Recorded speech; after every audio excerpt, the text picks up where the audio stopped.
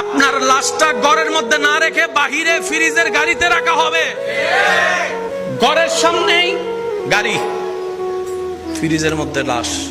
এবার আপনি যদি প্রশ্ন করেন আমার বানানো ঘরে আমাকে রাখলি না কেন, সন্তানরাই উত্তর দিবে, বাপ আপনার দেহের যে কন্ডিশন, ডাক্তার বলছে ফ্রিজ ছাড়া রাখলে গন্ধ ছুটবে, গন্ধ ছুটলে তো আমরা থাকতে পারবো না, তো তোমার জন্য আমরা ঘর ছাড়বো, তা তো হতে পারে না, তুমিই বাইরে থাকো, আমরা ভিতরে আছি।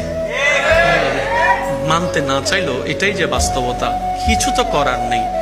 ওখান থেকেই আপনাকে কাফনটা পড়ায়, গোসলটা দিয়ে কাফনটা পড়ায়, দুশ্মনরা কিন্তু কাঁধে নিবে না, আপনার আপনজনেরাই কিন্তু আপনাকে কাঁধে করে করে নিয়ে যাবে, খাটিয়াতে করে।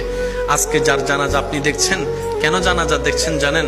আপনাকে ভাবতে হবে ওই জানাজার মানুষ একদিন আমারও হবে, ওই খাটটাতে একদিন আমিও শুব, ওই খাটটাতে একদিন আমিও শুব।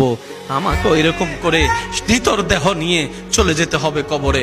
যখন একজন মানুষ, বৎকার মানুষকে কবরের দিকে নিয়ে যাওয়া হয়, তার রূহ বারবার চিৎকার করে সবাইকে ডাকতে থাকে, ভাই আমারে কবরে দিস না, আমাকে অন্ধকারে দিস না, আমি একা থাকতে পারবো না, একা সেই যাত্রায়, লম্বা যাত্রায় আমি যেতে পারবো না। সে চিল্লাতে থাকে, শোনার মতো কান আপনার আমার হয় না।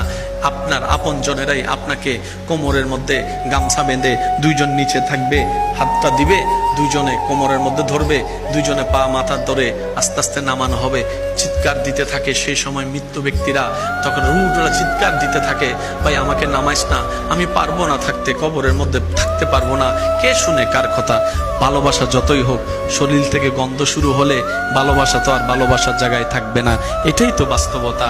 সেজন্য কবরের মধ্যে যখন আপনার দেহটা মাটি স্পর্শ করবে, আপনার চতুর্পাশ থেকে যখন অন্ধকার হতে থাকবে, আপনি আমি তখনই বুঝতে পারবো আসলে আপন বলতে পৃথিবীতে কেউ নাই, আপন বলতে পৃথিবীতে কেউ নাই, আপন বলতে পৃথিবীতে কেউ নাই। সবাই শুধু সাময়িক চলার একটা নাম মাত্র, সবই সাময়িক একটা চলার বাহানা মাত্র। পরিচয় দিব কি এই মেয়েটাকে? সেজন্য বলে যে এটা স্বামী, এটা স্ত্রী। পরিচয় দিব কি এই ছেলে মেয়ের? তখন উত্তর দেয় এটা আমার বড় ছেলে, এটা আমার বড় মেয়ে। সামান্য একটা পরিচয় মাত্র, মনে রাখবেন। আর বান্দাদের কোনো পরিচয় হয় না।